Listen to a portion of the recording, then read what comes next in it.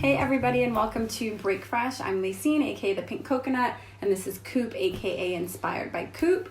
On today's episode, we're going to be talking about eating for health. Yeah. Right? So let's get right to it. We're in 2018, right? So I have been vegan, plant-based, about 3.5 years. Yeah. And how about you? 4 years. 4 years. And so I guess we can talk about sort of how we used to eat first. I grew up in Florida, and I grew up on the standard American diet. That's frozen foods, canned foods, processed foods. Anytime we had vegetables, when my mom was cooking vegetables, they came frozen or they came canned. Wow. Actually, my favorite thing used to be canned Del Monte green beans. And like my family can attest to this. If it wasn't Del Monte, I would have a cow. Like that's the only kind I liked. Yeah. So if we did get off-brand food or veggies, we still had to get Del Monte green beans because like I was getting my veggies, you know, like I needed those green beans. Mind you, I didn't used to eat vegetables at all apart from broccoli.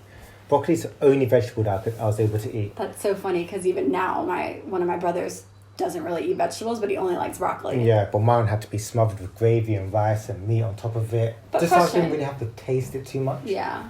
But that's how I preferred it. But question, did your mom not cook vegetables in the house? Because your mom's an amazing cook. We mentioned it in the last episode. Like, she's known for being a great cook. Did she not cook veggies? She used to cook vegetables, but I never used to. If she had it on a plate, I would eat everything and leave the veggie on the side. Okay. And if it was broccoli, then I might, mush it into the rest of my food and then I eat it. Apart from that, I never used to have it. Also, I didn't used to eat fruits by itself either, apart from strawberries. But then I would dip it in sugar and then I'll eat it that way. I have heard of people doing that, strawberry and sugar. I've never been into... That's funny because I wasn't actually into fruits either. But I would have concentrated fruit juices and I would like that. But then again, at the time, you wouldn't have known they were concentrated. You thought, like, I'm having my fruit juice. Yeah. Because that's how we were. We grew up... do you know what Sunny D is? Yeah. Yeah, so we used to love Sunny D. But to us, that was orange juice. You know, like, we're getting orange juice. And that is not orange juice. It's just sugar and shit, isn't it? So we had Sunny D. We'd have Kool-Aid. No, we didn't. That's something that we see in movies. Over there. Is it? So you never had it? I know it's red, and I know you pour Yeah, it's not only red. It can be blue. It can be orange. Purple. Ooh. Yeah, we're getting crazy. Apart from that, I just used to see it in movies where it'll be red, and you see somebody pouring like a ton load of sugar. Yeah, you would get like a whole package of white sugar and pour it in, like the sweeter the better, and it would just dissolve into it. I think I would have liked that back in the days. Yeah, because it's so sugary. Oh my gosh. What about Capri Sun? Yes. The one with the silver package. Silver package. Yeah. Those were meant to be for like school snacks. Like they would be in the bottom drawer of the fridge and you're not really supposed to touch them. But if mom's not looking, you grab one real quick. We used to get in so much trouble for drinking those. I also find them so annoying trying to put the straw in the side because it's at an angle. Yeah. And then sometimes the plastic straw gets bent. I feel sad now thinking about it. Like there's no sustainability in that. There's so much waste. That's a whole other story. But anyway. Yeah, so we had lots of those juices that we didn't know were whole, like they weren't whole fruits. And I had lots of mac and cheese, lots of pasta. My dad's from Ecuador, my mom's Puerto Rican, and we grew up eating white rice every single night. I mean, if we didn't have rice, it wasn't a meal. Like literally, if we cooked, let's say pasta, and we ate at 5, an hour, 2 hours later, my dad would be like, "Where's dinner?" Because if there wasn't rice, we didn't have dinner in his eyes. And I remember we were a family of 5. We used to make 8 cups of white rice every single night, and we'd smash it. So we'd have white rice with red beans, with all this stuff in it, with a piece of meat, whatever the meat was, and like maybe a can of corn or like a can of green beans. Sometimes we'd eat fried eggs with it, which used to be banging, I can't lie. Okay. Yeah, you'd keep the yolk like runny, and you'd mix it with your eggs, or sometimes you put ketchup. Like I know you other like Puerto Ricans get it. Like that's how we used to eat it. But yeah, you know that was standard for us. Lots of cereal. So when did you transition? Okay, so we're in 2018. I stopped eating meat when I was 12. And it was just really because I didn't really like it. My mom said I learned something, and I came home and I was like, I'm not eating it, and I didn't eat it. I think I was at an age where I realized that if I didn't want to, I didn't have to, and my parents did respect those wishes. So it's been nearly 20 years since I've eaten meat, which I think is really awesome. I feel like this is sort of a huge anniversary for me. But today's October 15th. And actually, I was on Facebook just yesterday, and Facebook has like memories. And it was 3 years ago today, or 3 years ago yesterday, that I actually had my last piece of cheese, which I'm really excited about. So it's been 3 years since I've had cheese. But before that, I had already cut out the milk, the eggs, the dairy. The cheese was the hardest thing for me. And that's why when people talk about, I want to be vegan, but the cheese, or I'm trying so hard, but I can't give up the cheese. I get it, because cheese was really hard for me too. But I mean, if we just think about the casein, is that how you pronounce it? Casein? Casein. Oh, casein. Yeah, it's casein. Yeah, casein, the protein that's in cow's milk, and cow's milk makes cheese. I mean, if you want to get even more scientific, within cheese you have caseomorphine, and that's an opiate derivative. So where people are like, I just can't get rid of the cheese, it's just because you're actually addicted to cheese. Yeah. And it's how it makes you feel. So wheat is also another food that contains a molecule of morphine, which is called glutamorphine. And that is a molecule that sits with the protein. Okay. And the foods that make the most amount of money is the foods that combine them together. So you have like pizza. Yeah, cheese and bread. Yeah, you have cereal, milk and milk. Oh yeah. I never thought about that. If you want to make it even more of a super stimulant, you can call it, add sugar to it. So you get a double hit of morphine, and then it's no wonder you're like, so many people, myself included, I love cereal. Yeah. Like I love it. I can eat it all the time, and it's. And I used to have cereal, and I used to pour sugar in it. I used to get tablespoons of sugar on top of Frosties. Do you know what Frosties are? I think it's like Frosted Flakes. Yeah. Okay, that. And I used to get tablespoons, pour that all over the top. On top of Frosties. Exactly. I mean, I used to do that to like Cheerios, but not Frosties. And that's already coated with sugar. Wow. To the point that at the bottom of the bowl, I was scraping the sugar up. I can't lie though. Remember how good that used to be? That was banging. Like, it would be so thick and like grainy, and you would just wait to get to that part. But, it used to be so good, but it's crazy thinking about it, because you realize that you were only addicted to it, and you were like going for that hit, like that sugar, that milk, that wheat.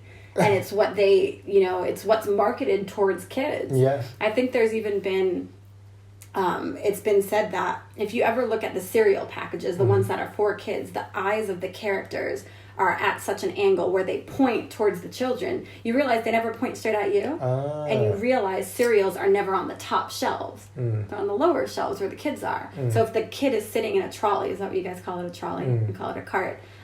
They see the cereal, or if they're if they're walking, they see the cereal, and the eyes are pointing at them. So then they're like, "Mommy, I want this." That's great marketing skills, right? I mean, you gotta give it to them because it works.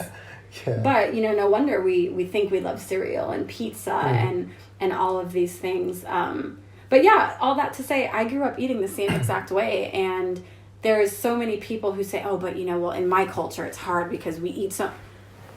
It's a justification, and it's an excuse, because all of us grow up eating like this. I mean, you're Jamaican and Ghanaian. I'm Puerto Rican and Ecuadorian. Yeah. We all grew up with these foods, or variations of these foods. There's only so many cultures who are a bit less meat heavy, maybe like Indians or Ethiopians. I know have certain days where they don't eat meat, but for the most part, most people eat crap every day. And it's not anybody's fault. We just don't know.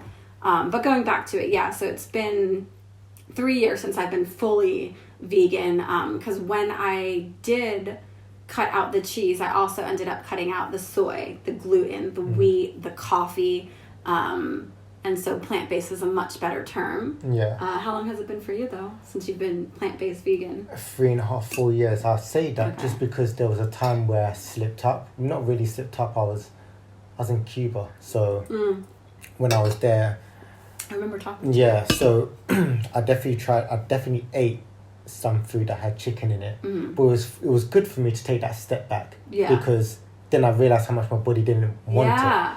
And for a lot of people, they're like, "Oh yeah, Coops, like I slipped up and I did this." And I said, "How did you feel when you did it? How did your stomach feel? Yeah. Did your body accept it?" And they're like, "Nah, it didn't."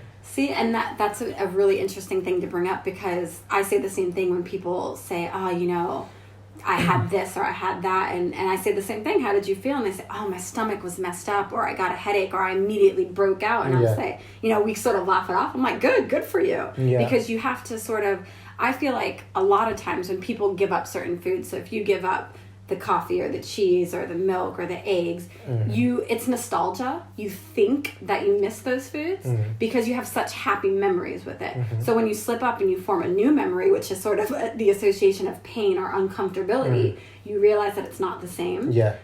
Which brings me to my next point. So I had come out here to London about 3 years ago. And on my way back home to Florida, I had to fly through New York. When I landed, it was about midnight, and the only thing that was open were like pizza joints. And New York is known for pizza. I said, oh, I'm going to have some pizza. I'm hungry. And I got 4 slices because I'm greedy and I was hungry. And I remember I got to my cousin's house, and I'm like taking this pizza out. I'm excited. I'm hungry. And I bit into the first slice of pizza, and it was just sort of like, meh. Like, it wasn't like pizza like it had always been for me. And I must have taken 1 or 2 other bites, and I was just like, this isn't good. And it was at that moment, I feel like there's a crossroads for people where you know something's not good or good for you, and you can either choose to keep doing it, and it hurts and it doesn't feel good, and you know that it's wrong, or you can take a step back and make a new decision and say, this isn't for me anymore. It used to be good. I used to like it. I have good memories with it, but I've outgrown it. And I think for me at that moment, that's exactly what happened. I said, this isn't really that great. I don't really need it. I've been doing so well. I had just come back from London where we ate vegan that whole week. And I didn't miss cheese. And it was just a decision I made. I said, I'm good. And, you know, so it's been 3 years. I'm cheese-free. I'm dairy-free. I'm gluten-free. I'm coffee-free. I'm soy-free. And I feel great. I used to have brittle nails. I used to have, my hair actually broke off. My hair was about up to here when it finished breaking, and now it's much longer. And I have a picture. We'll throw it up for you guys to see. But hair has grown, nails have grown. I used to have really oily skin, and I would be prone to sort of breaking out a bit. Not acne, but I would break out. My skin is not oily, and, you know, as a sidebar, oily skin isn't normal, right? It's a result of the foods that we're eating that are causing it. Or dry skin as well. Like normal skin is the only normal skin. Because, you know, they say, do you have normal, oily, whatever. Dry, flaky, etc. So my skin got better, my hair, my nails. I also used to have an issue with my menstrual cycles where they were irregular, and I was on birth control for 14 years, actually. We'll talk about that another time. But my menstrual cycles cleared themselves up and became regulated. I think like 3 to 5 day cycles, whereas before they were like 7 to 10 days. I was actually, when I was younger, diagnosed with PCOS, polycystic ovarian syndrome, which I didn't realize till recently, but I mean, that went away. I have a healthy baby now. And it's all because I changed the way that I ate. It's funny because even when I was doing my course, my nutrition course, the woman that was teaching us at the time about nutrition was doing the complete opposite of what she was teaching us. Like she was already vegetarian. I say vegetarian just because she wasn't vegan, because vegan's more for the animal's sake. And vegan was actually coined by Donald Watson in 1944, I think it was. And he started this whole movement in hopes to prevent people from using animals for testing, for consumption of food. Vegan is not necessarily for health. It's more about animal rights and animal cruelty. And so vegans wouldn't wear leather. They wouldn't. What else don't vegans do? Don't use products that's been tested on animals. Yeah, which I mean, of course, we do too. But so that would mainly be the difference between plant-based and vegan. Is vegans do it for the animals, whereas plant-based is more about your health.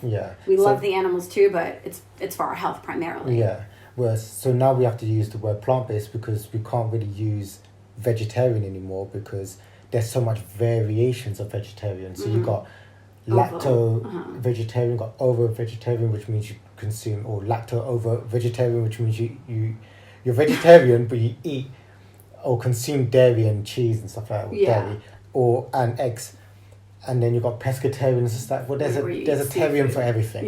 So the real vegetarian is consumption of vegetation, basically. So this plants, herbs, seeds, natural, something that grows from the earth. Vegetarian. Yeah. But we have to sort of distinguish now so that people understand. Yeah. So a lot of times we throw the word vegan out there because it's quick and easy for someone to understand. Yeah, like we don't eat meat, we don't eat seafood, like don't ask us. Because a lot of times you say like, oh, I'm vegan, and they say, oh, well, do you eat chicken? Yeah. No. Well, how about fish? Still an animal. Yeah. So yeah, for me, I think over about 5 years ago, just over 5 years ago is when I started my course. I was learning about, obviously learning nutrition, learning the properties of food, where you get the most of your nutrients from. And my teacher was vegetarian, and she wasn't eating anything or living by what she was teaching, which kind of was brought to my attention quite quickly. And then from there, I started experimenting more because I'm a personal trainer. I train calisthenics, bodyweight training, that is. And I was training a lot and eating a lot to keep up with my training because of what we're taught about how much protein is needed. I never heard about protein up until I started training myself, and then it became such an important thing. You're getting your protein, you gotta get your gains. So from there, eating 4 meals a day as a standard, that's including snacks in between and then training. That was predominantly my life, and that was more meat-based. And then from there, and also I wasn't even going to toilet as much. I was during that time, I was probably going to toilet like 2-3 times a week. Because you're so constipated, but you don't know. A lot of people think that when you're constipated, it's sort of discomfort and you can't get these bowel movements sort of flowing. But constipation is not going every day because you're supposed to go every day. If you're going to have 4 or 5 meals a day, then you should be going 4 or 5 times. Yeah, for every meal, you should go once, right? So every day, if you're having 3 meals, the next day, you should be going 3 times, right? So most people are constipated. But, eating for health, so we both grew up in these households where we weren't necessarily fed these super healthy foods. Nobody knew any better. And, about the same time, which is so cool that, even though I was in Florida and you were in London, we were both sort of having this awakening. And we both made this transition where I really completed that transition after joining with you. And, now we're able to live this really healthy life where we eat foods that we know have a certain impact on our life or are good for us. We don't even eat grains, so things like rice anymore, which I grew up eating. We eat quinoa instead, which is a seed, and buckwheat instead, which is a seed. And lots of fruit. We're mostly raw. We might have a cooked meal a day, or if we eat out, it would be cooked. But for the most part, it's fresh fruit, big fresh salads. And we do that knowing that what we're eating is impacting us in a good way, is keeping our bowels going, is keeping our skin clear, is really charging us. Is nutrient dense, it's packed with fiber, it's packed with all the nutrients and minerals that we need. Whereas when people go from a meat-based diet into a plant-based diet, their first concern is, am I getting enough nutrients? Yeah. And that's like the biggest thing. And I'm saying, you're getting more nutrients than you ever had in your life. I think the first time I forced myself to down green juice, that's probably the most nutrients I've ever had in one sitting, go for the whole of my life. And we're taught, okay, well, meat's going to give you all of these benefits, it's going to give you your iron, it's going to give you your protein, and at the end of the day, consuming all of these protein heavy or protein rich foods, people are still deficient in iron. People still well, and the thing is, I like to say, nothing dead can ever give you anything living. How are you getting protein or anything else they tell you you're getting from meat? How are you getting it when this thing has been dead and you don't even know how long it's been dead? It's been preserved and colored to look fresh, and fresh would be the blood that's in it. This is what it is. How is that giving me anything? And different types of dyes and coloring. It just doesn't make any sense. I mean, we'll have to talk about protein soon. I mean, that'll be a whole episode on its own. But most people aren't protein deficient. Most people have way too much protein. Way too much protein. You know, and so there's so many other vitamins and minerals and nutrients in general that people are lacking, that once they make this change to a whole foods, plant-based diet, they've never been healthier because they've never eaten so nutrient dense. Yeah. I mean, literally jumping from meat to then consuming a higher amount of greens and fruits, you're providing your body with so much minerals and so much vitamins that it starts to cleanse you. That's what I was going to say, not to mention the cleansing aspect Yeah, of so it. when people start going through a cleansing stage or cleansing period where the body starts to remove obstruction from the body, it actually, it can make you feel low in energy. It can make you feel tired, fatigued, but this is all part of the elimination stage. It's a purge. Yeah. So when your body's releasing going toxins. through that, this is why a lot of people say, oh, well, I tried that whole vegan thing, or I tried going plant-based, Didn't work and for it me. didn't work for me, because they went through that stage, and And as they they're going through that stopped. stage, they feel like, no, this is not good for me. My body's reacting in a bad way. I got so, headaches. So I need to break this. I need to eat what I was eating before. So then I'll Yeah. break it, eat what I was eating before, Yeah. and then be like, feels good, because clearly this food is doing me a lot better than what the other food was doing for me. But all it did was stop the purge in its tracks. So this is the same thing that I teach in fasting, which is something that we'll have to discuss deeper in. But when you're going on a water fast, what happens is you're on between day 2 and day 4, depending on how toxicated your body is. Your body will go through a purging stage, and your body has to eliminate these toxins that's in your body. And that's when people would feel the lowest. They'll feel their lowest, they'll have headaches, they'll feel lightheaded, they'll feel fatigued. But your symptoms are only as prevalent as is toxic to your body. Yes, as toxic as your body is. And until those toxins have been eliminated through your whether it's through your skin, from your sweat, from your urine, is the only time you're going to feel relieved from these toxins. And so basically you have to better. get the toxins out, and then you'll be back on a high. Yeah. But so if you're sort of giving up certain foods, or you are doing a water fast, when you start to feel that really low, and again, when people say, well, I tried doing this vegan thing and I felt terrible, it's because you stopped while your body was eliminating, and you have to let your body eliminate it, and then you're going to feel good again. The reason why you will feel great if you then go back to eating food while your body is going through this process is because your body has to stop breaking down these, has to stop eliminating to start digesting these toxins to then start producing digestive enzymes to then break down the new foods that you're putting into your body. So your body's no longer focusing on the purge, it's focusing on digestion, which makes you think that you're feeling better, but it's just because your body stopped what it was doing.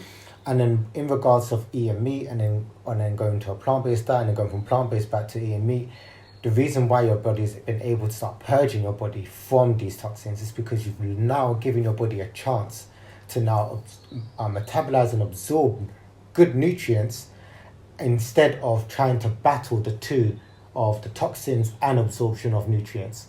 So now that your body doesn't have to deal with the battle of toxins that's entering into the body, it can now work on breaking down these fat stores which are storing all of these toxins in your body to allow your body to purge and eliminate them. Yeah, I get that. So now people are consuming those heavy foods again, and your body's going back into wars. It can't just take all the good without taking the bad. Yeah. So what we're trying to do, or what we've been doing, is taking and removing away all of the bad and only taking in the good, which is the reason why your body is able to now purge itself. So a lot of people purge through their skin and end up with spots or on their chest, their face, their back, their back, exactly. And then afterwards, their body will be cleansed of those toxins, of that mucus, of that pus, and then you'll have a clear state again. The point being eating for health, being aware of what you're eating, and always eating as if food is your medicine. And so if you wake up in the morning, instead of reaching for that coffee, reach for something truly energizing like